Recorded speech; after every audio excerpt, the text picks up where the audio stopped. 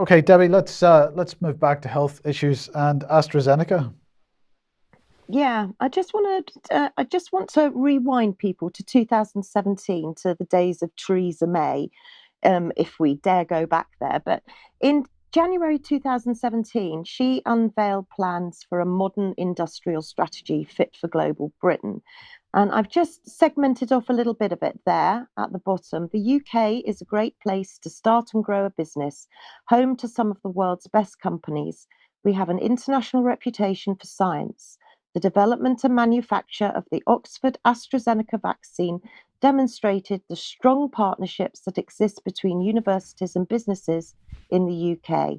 This strength extends to sectors such as aerospace, the creative industries, financial services, and emerging industries such as AI and fintech. So interesting there, this strong relationship that we have with AstraZeneca. So, what are AstraZeneca doing now? Because they're not doing very much with regards to COVID vaccines, we can see, thankfully. However, they're being very busy. So, they're looking in other places in order to grow. So, they made just shy of $4 billion from sales of the COVID-19 vaccine in 2021, but sales have since more than halved. I wonder why, and were down 95% at the tail end of last year. So AstraZeneca have got to go into new business quickly. And as you can see there, at the bottom there, boss Pascal Soriot said, we plan to initiate more than 30 phase 3 trials this year, of which 10 have the potential to deliver peak year sales over $1 billion. So that's a lot of money. So AstraZeneca, they better be friends with Jeremy Hunt, hadn't they? Oh, talking of Jeremy Hunt and injections and vaccines, let's remind ourselves of the time that I caught Jeremy Hunt off the hop or on the hop during a Zoom chat. Let's see what he says about COVID-19 vaccine and serious adverse reactions. As we're drawing to a close, Iqbal, did you want to take another couple of questions and I can happily talk about all of them together? Would that be helpful? Okay, that would be because we've got two colleagues who got their hands up, and I think it'll be only fair. But could I ask you both, Debbie and Ondi, please try and be very short in your questions. It's first to Debbie. Good evening, everyone. Thank you very much for allowing me to ask a question. Jeremy, I just wanted to ask, because the MHRA obviously are in charge of patient safety when it comes to pharmacovigilance, and the PEAG group at the Commission for Human Medicines. But according to the MHRA data, as I'm seeing today, as of today, there are over 1.5 million serious adverse reactions and 2,000 deaths. Now, I know we cannot attribute these to the vaccine, and I appreciate that. However, without forensic investigations and without further investigation, we're never going to know. And as a nurse, I'm meeting people who are saying that they're reporting yellow cards to the MHRA, but they're not receiving any help or support back, either from their GPs or from the MHRA. So I just wondered what your thoughts were with regarding to an investigation on the serious adverse reactions that we're currently seeing. Thank you. Debbie's question, I want to take that away because I think it's something that my committee might be interested in looking at, and I'll need to talk to my other members of my committee because we decide these things democratically. But when I was Health Secretary, I commissioned the University of Sheffield, Leeds and Manchester to do a report onto medication error, and we found there were 8,000 deaths a year, and obviously we are very concerned about the adverse reactions that we have from the COVID vaccines. It's not for me to make a judgment as to the balance of risk, but I think we do need to fully understand the issues that you raise. But he went away and never got back to me. And despite my emailing him 3 or 4 times, he just didn't get back to me. So we can see that Jeremy Hunt isn't terribly interested in the serious adverse reactions, but he is very disappointed. And I think these next couple of slides, I think, may be a canary in the coal mine. I'm red flagging it because it's a story that's not being covered much by the media, but I think it's indicative of the UK being able to talk the talk, but perhaps not walk the walk when it comes to life sciences. So in the next slide, you'll see that Jeremy Hunt's actually really disappointed because the UK has now lost out on a £320 million new AstraZeneca factory. They've decided now to move from their original site, which was going to be Cheshire. They have got another site up there, so they were just going to blend the two. But because of tax issues, they've now decided that they're going to move. They're going to move to just outside Dublin. Now, at the bottom there, you can see AstraZeneca has warned the UK for some time not to take its life sciences sector for granted. And clearly, they're very concerned that maybe the UK isn't the best place to invest. So if you just want to jump on to see who Pascal Soriot is, let's remind ourselves that he is Sir Pascal Soriot. He was knighted by, I think was he King Charles or was he Prince Charles? And he may even have been King Charles, I'm not quite sure. And AstraZeneca is now blaming the UK's discouraging tax rate for the company's decision to build this pharmaceutical ingredients facility at the former Alexian campus in Dublin, rather than nearing its existing sites around Macclesfield. Now, I just want to remind people of the connections with AstraZeneca, because AstraZeneca are embedded, absolutely embedded within the Terra Carta, and with the King, now King, but was Prince Charles. And so we mustn't forget that AstraZeneca are one of the founding partners of Terra Carta. And I'm just seeing this, like I say, as a canary in the coal mine.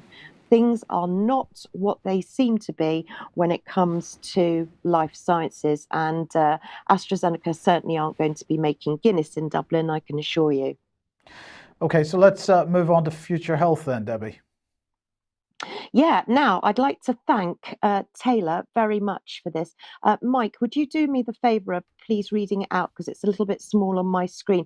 But it was an email that we received from Taylor with something he'd received in the post with regard to our future health. If you wouldn't mind reading it out. So it says, I received a letter recently from the NHS in partnership with an organisation called Our Future Health, inviting members of the public to take part in the UK's largest ever research programme with up to 5 million volunteers to help detect and treat disease earlier.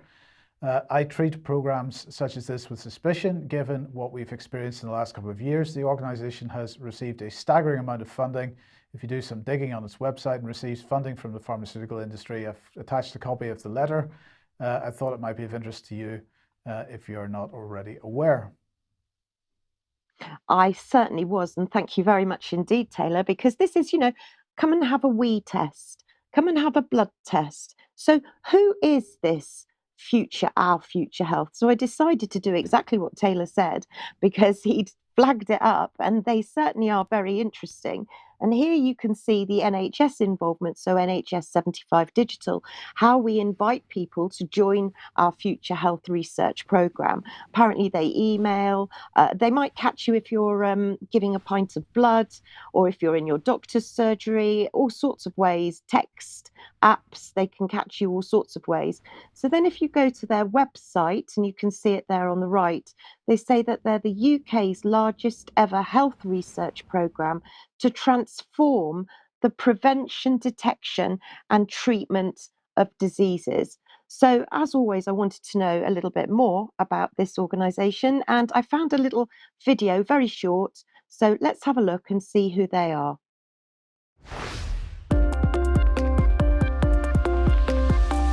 Today, millions of people in the UK spend many years of their later life in poor health, and too often we treat diseases only when patients start showing symptoms, and this can be costly and less effective.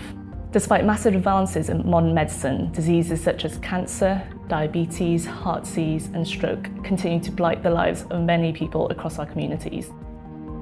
Our Future Health is the UK's largest ever health research programme. It's designed to help researchers discover much more effective ways to prevent, detect and treat common diseases. We'll do this by building a community of 5 million volunteers over the age of 18 who will share information, provide blood samples and complete questionnaires. Volunteers will also be given the option to receive health feedback and take part in cutting-edge research studies. To help all kinds of people, we need every kind of person. Every individual has something unique to contribute, so we're welcoming volunteers from all backgrounds and communities right across the UK. By acting together now, we have the opportunity to help future generations live healthier lives for longer. Do you feel special? Do you want to help future generations? So I went a bit deeper, and I'm just going to show you, and you're going to have to freeze the frame so that, because I know that we're tight on time, but I'm just going to show you a few of the Board of Trustees. There's many, many more. So you've got Sir John Bell, who's Regius Professor of Medicine at Oxford, who's also been involved with Wellcome, Gates Foundation, Genomics England. Doesn't that give you reassurance? And then you have Sally Osmond too. She's BBC, Sky. She was actually directly involved, communications director to the Queen. Then we've got others, Mary Callum, 25 years, UK government, serious organised crime, McKinsey, the Big Four. Adrian Hanna, Unilever, Sainsbury, Oxford Nano, GSK, GlaxoSmithKline, and Wellcome. We've got Harpal Kumar, again, president of Grail. Grail was Bill Gates, funded that with Jeff Bezos. McKinsey, cancer research, and Peter Chambray, cancer research, and AstraZeneca. So those are just a few of the board. And when you start seeing the amount of money, and I'm only going to be highlighting a little bit of it because really people should go on to their website and have a look at this enormous amount of money that's being invested into this outfit, as I call them. So you can see there, I mean, there's different references all over the place, but down at the bottom, I've just highlighted that Our Future Health has announced 100 million new funding leading life sciences companies, from leading life sciences companies. And you can see there that you've got Illumina, GlaxoSmithKline, AstraZeneca, Amgen, all the normal suspects. And they've recently published a tender for the processing, genotyping and storage of biological samples for up to 5 million participants, genotyping, data processing services, and genetic risk score services. So this is an enormous, huge organization. Do you know who you're giving your data to? Because it's going everywhere and anywhere. So that was just to highlight that. So thank you very much, Taylor, for that. Very quickly, I just want to mention that the COVID inquiry has just started. And even before it started, it's pretty much fallen at that first hurdle. The WHO have written, and this is an article in the Times, this is on page 2 of the Times, the WHO have snubbed the UK's COVID inquiry by refusing to submit a statement. It's also being shrouded by secrecy, names being redacted, and the bereaved families, I mean, they are really upset with the way that this inquiry is already being held. And I believe at the first session, there were even problems with audio where people that were linking in on Zoom couldn't hear. So it's not going very well, the COVID inquiry, but I am going to keep a very close eye on it. Very quickly, just going to pharmacy news. It looks as though pharmacists are going to be receiving further mental health training. I'm quite concerned, actually, that Boots seem to be almost in as high regard as the BBC, the sort of treasure of the UK. But we seem to be expecting pharmacists now to be giving mental health problems, mental health advice, and that's not knowing the patient's medical history. They would just give an assessment either online or on the spot. So very concerning. And we've got pharmacists are now saying they're not substitutes for GPs. They're not here to do the job that GPs do. Quite rightly, they're not. They don't have the patient's medical history. They won't know any of your previous illnesses or what your allergies are necessarily. And they're also saying that they're noticing that the whole credit squeeze is causing people now not to go in for prescriptions or even to ask pharmacists, what could I do without? So the squeeze is really hitting prescriptions. So just wanted to give, oh, and then we've got HRT as well. It's all started again. We've had these shortages before of HRT, but now, according to the Eye, women are facing HRT postcode lottery. Kind of, if you're in the right postcode, you get HRT. And some people are sharing their HRT, they're buying it online. The MHRA, of course, are kicking off and saying that they're worried about where women are getting it. So this whole HRT shortage, again, is starting to resurface. Okay, brilliant. Thank